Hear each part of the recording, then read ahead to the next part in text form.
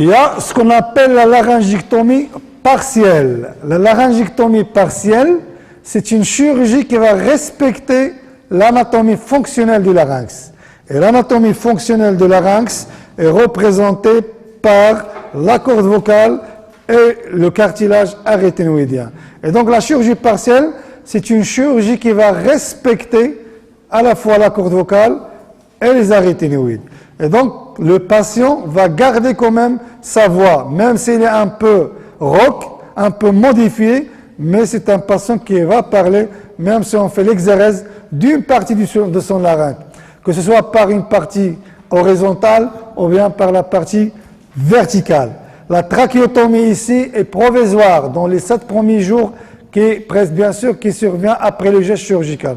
Donc ce sont des patients qui vont bénéficier d'une sonde nasogastrique et d'une canule de trachéotomie provisoire entre 7 et 10 jours, et par la suite on va faire le sevrage. Et donc ce sont des patients qui vont parler, qui vont respirer et qui vont s'alimenter d'une manière normale.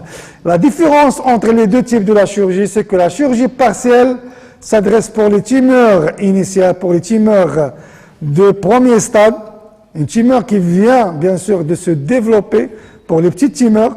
Par contre, la chirurgie totale, c'est une chirurgie qui s'adresse aux tumeurs évoluées et aux tumeurs étendues.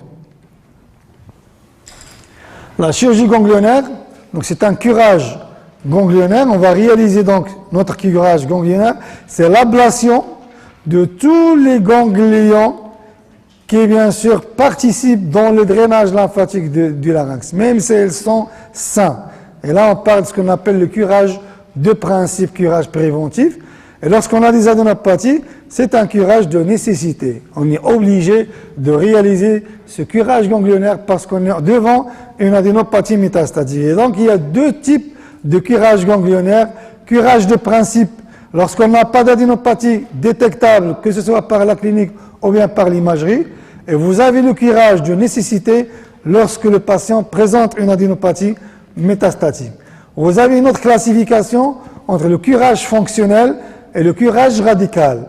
Le curage fonctionnel et le curage radical, la différence entre les deux, c'est le sacrifice de l'un des 3 éléments qui permettent de caractériser ce genre de curage. Vous avez la veine jugulaire interne, vous avez le nerf spinal, vous avez le muscle sternocléidomastoïdien.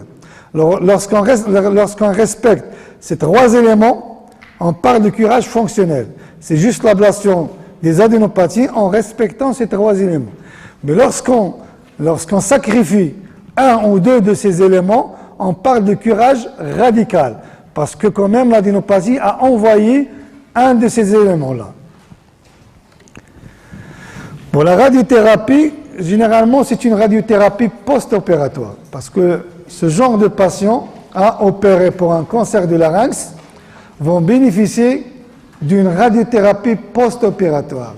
Et lorsqu'on parle de la radiothérapie post-opératoire, en matière de cancer du larynx, c'est une cobaltothérapie. C'est une radiothérapie externe. Et dans cette radiothérapie externe, il faut différencier 2 genres de radiothérapie. Il y a la radiothérapie post-opératoire à visée préventive, qui prévient les récidives, que ce soit les récidives ganglionnaires ou bien les récidives tumorales. Et le deuxième type de la radiothérapie, c'est la radiothérapie post-opératoire curative. La différence entre les deux, c'est le résultat qu'on va voir par la suite après notre geste chirurgical lors de la lecture de la pièce opératoire.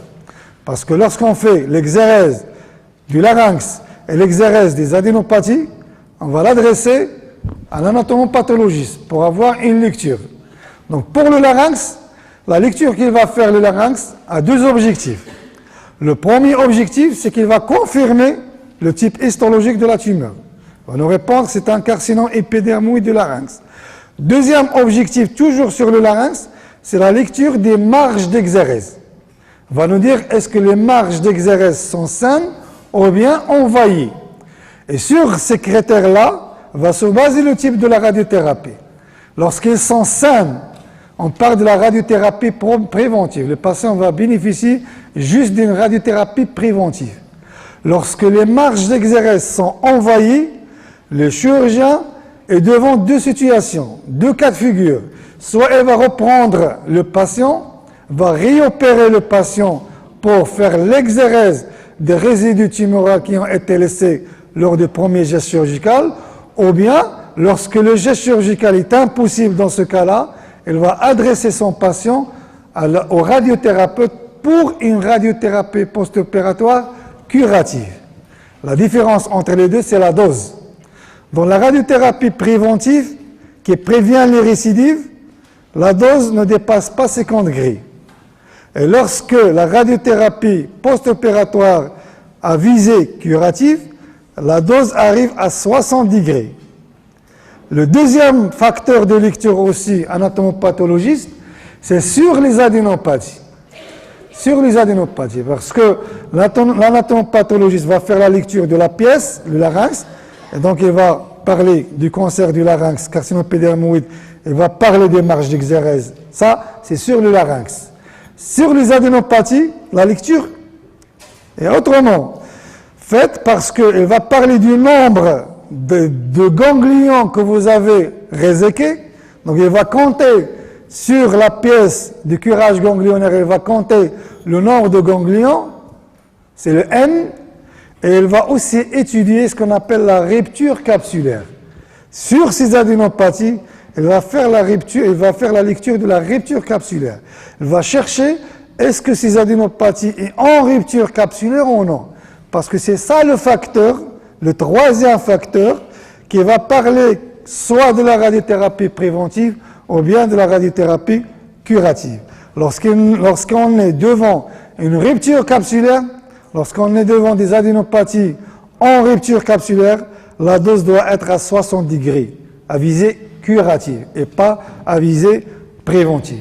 Et donc c'est ça la différence entre la radiothérapie post-opératoire préventive et la radiothérapie post-opératoire curative. Et c'est pour cette raison le radiothérapeute n'accepte pas le malade sans compte rendu opératoire, sans scanner et sans lecture anatomopathologiste.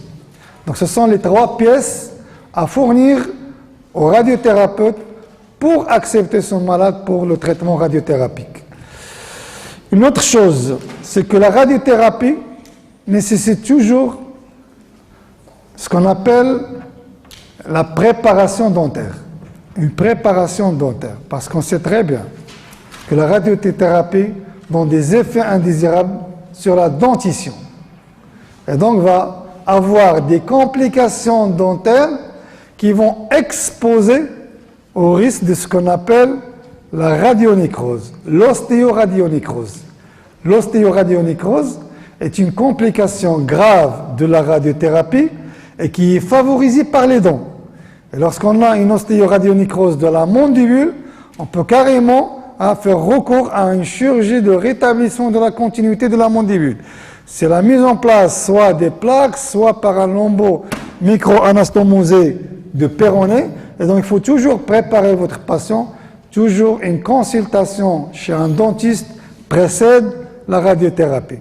Et donc le dentiste, soit il va faire ce qu'on appelle les gouttières fluorées. Les gouttières fluorées c'est la confection des gouttières qui vont protéger les dents lorsque le patient va recevoir la radiothérapie, ou bien carrément les extractions dentaires. Parce que généralement, dans la plupart des temps, ce sont des patients qui ont une mauvaise dentition avec des pertes dentaires très importantes. Et donc, il y a quelques dents qui sont encore en place. Et dans ce cas-là, le dentiste peut faire l'extraction dentaire totale. Et dans ce cas-là, vous allez prévenir cette ostéoradionécrose. Si le patient a une bonne dentition, et dans ce cas-là, il faut protéger les dents par des gouttières fluorées qui prévient donc ce risque d'ostéoradionécrose. La chimiothérapie aussi, que ce soit d'une manière d'induction ou bien d'une manière palliative, devant des patients inopérables, devant des patients qui ont une tumeur très développée, une tumeur avancée. Dans ce cas-là, on peut bien sûr indiquer ce qu'on appelle la radiochimiothérapie palliative. Généralement, il n'y a pas beaucoup de résultats en matière de traitement palliatif. C'est un stade avancé, dépassé, et donc c'est juste à visée palliative juste pour diminuer la douleur et pour accompagner le patient dans sa fin de vie. Là, on a déjà parlé de ça, donc la surveillance carcinologique. C'est de la même manière devant tout cancer, c'est les mêmes objectifs, c'est le même protocole, le même rythme. Voilà, donc juste pour finir ce cours de cancer de larynx, il faut prévenir ce cancer de larynx. Et pour prévenir ce cancer de larynx, il faut s'attaquer aux facteurs, bien sûr, qui exposent, au facteur de risque principal de ce cancer qui est l'intoxication alcoolo-tabagique. Il y a des patients qui sont opérés et qui ont bénéficié de cet orifice de respiration, la trachéostomie définitive. Un des jours, en montant du bloc opératoire, j'ai trouvé un patient qu'on a juste opéré il y a une semaine avec une laryngectomie totale et avec un trou de respiration, et le mec il est en train de fumer par le trou de la respiration. C'est grave, et donc il faut insister donc sur l'éducation et sur, bien sûr, c'est trop tard. Pour lui, c'est trop tard, il a eu son cancer et c'est trop tard, et il va bien sûr continuer à fumer.